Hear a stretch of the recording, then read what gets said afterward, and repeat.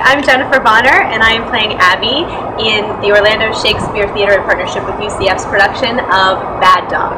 And I'm also lucky enough to be the children's theater coordinator here at the theater. I grew up in a very small town in western Maryland called Mount Savage, and I was, no one in my family is involved in any sort of performance at all. The story I like to tell is that when I was 3, I used to watch Linda Carter in Wonder Woman, and I told my mom that that's what I wanted to be when I grew up, and she had to tell me that Wonder Woman wasn't real, that it was an actress playing her on TV, and I said, well, then that's what I have to be. And I've wanted to do this as long as I can remember. I mean, and since that story. My family's always been extremely supportive. We did not have theaters in my town, so it was sort of a very lofty dream, because it didn't, the profession didn't exist where I grew up. And I always wanted to be an actress, but I really didn't know what that meant until I went to college. I went to a small college just a few minutes up the road, and I majored in theater. I actually minored in history for a while. And one day, you know, my mom and I had this conversation, and I said, I know that if I have this minor, I'm going to fall back on it, and I'm not going to leave, and I'm not going to, you know, try. And we cried, and you know, had a really nice heart-to-heart. She said, okay, do what you need to do. And I graduated. I was going to move to Chicago, and I found this audition for the Disney College program, and I thought, well, I'll audition. Why not? And so I drove to Baltimore, auditioned, and was cast, and I moved down here right after graduation, and I worked for them for the internship for about, I think 6 months, 7 months, and decided I needed to stay, because I knew if I went back to my little town, I wouldn't ever leave again. It's a comfortable little place to grow old. So that's how I got to Orlando. My family's always been very supportive. They come to everything. They're coming to Bad Dog opening weekend. My mom, my aunt, and my grandma are flying down. I'm so excited. And yeah, so I've been here in Orlando performing for 10 years now, which just blows my mind. I was actually in the reading last year in Playfest of Bad Dog, and I actually played Molly, so I'm playing a different role now, which is really fascinating to see just the complete different perspective of something. I love new works. I think that they're so edgy and important. I think theater is such a social art. It tells, you know, what's going on in society and in our world through this medium of theater. When Mark asked me to do Playfest last year, I gladly did it, and I remember looking at the cast list and thinking, you put me in this? Because I was in a show with Suzanne O'Donnell and with Anne Harry, and I'm just, and Elizabeth Murphy, and I'm just blown away, because I've been admiring these women since I've gotten here. And so when auditions came up, I was like, I have to do this show. And I was a little too young to play Molly. Molly's supposed to be in her mid-40s, and I'm not quite there yet, and I'm okay with that. We have time. And but Abby is a really warm, caring person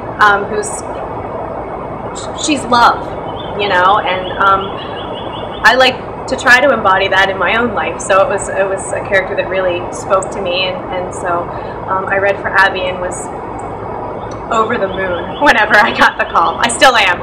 We just checked in with our interns, and I was talking about how unbelievably grateful and humbled I am to get to go into rehearsal every day with this cast and this director, and to be able to work with the playwright. She came in and worked with us for about 3 days, and it's just an unbelievable experience. I really can't put into the words the joy I feel every day. So. This is Jennifer Hoppe-house, is the playwright, and this is her first play. She's been writing for TV and film for years.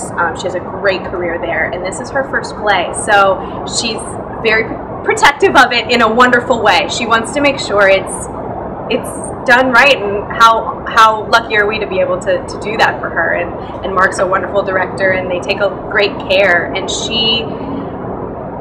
we sit down and we're doing table work, you know, for like 3 days, which is an actor's dream. And you get to a point and you go, I'm not quite sure what's happening here. And you ask her, and she knows. You know, when you're doing script analysis, you go through the play and you're finding your own clues, and you know, if you don't know it, you make it up. I mean, that's our job. But to have the playwright right there, she knows. You know, Abby's a therapist. I wonder what kind of therapist she is. Jennifer, what kind of therapist is she? And she just tells you. You know, it's just, the insight is invaluable.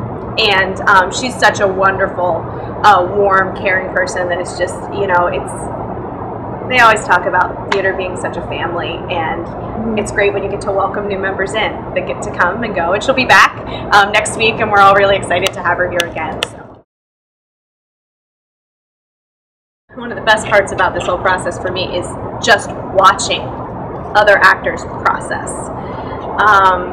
And like I said earlier, you know, getting to work with Suzanne O'Donnell and Ann Herring, who I've been admiring since I moved here, is just awe-inspiring to watch, and to see everybody's process is different and how they get to where they need to go, and the little moments that you start to have with each other. Abby she's a challenge.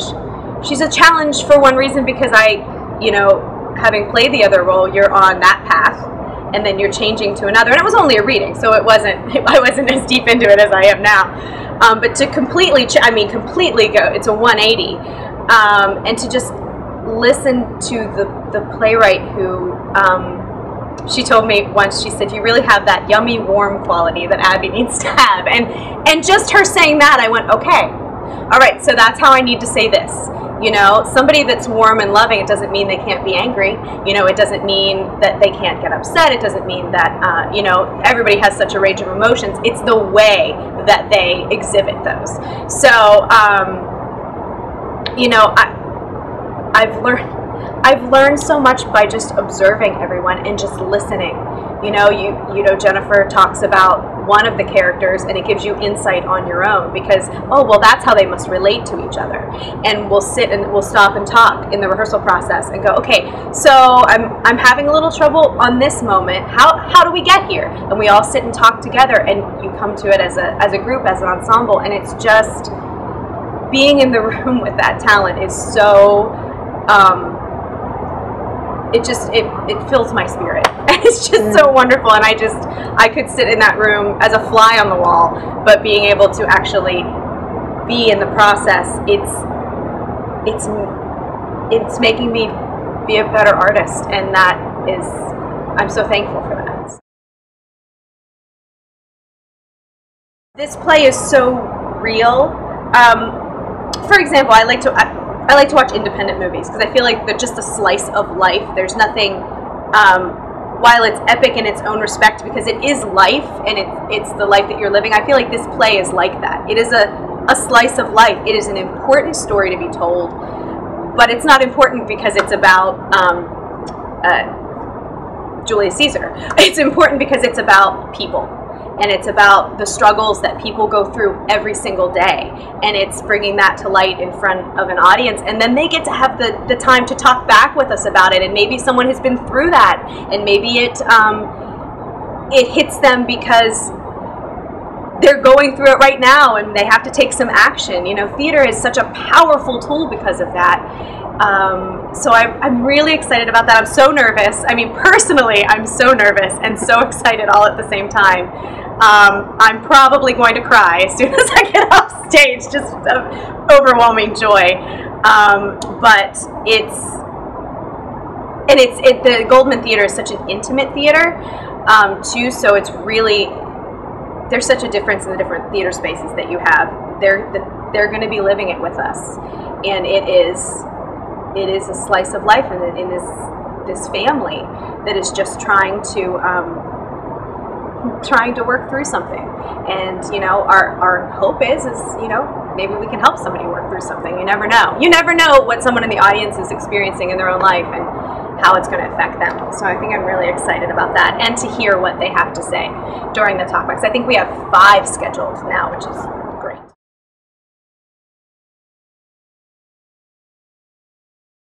You know, my job, I wear a lot of hats, and I love that. I can never get bored. I get to teach classes, which are, you know, to see students blossom, you know, throughout the time in class. But I think one of my favorite things is when the students come to see a production of one of our children's shows and they've never been to the theater before.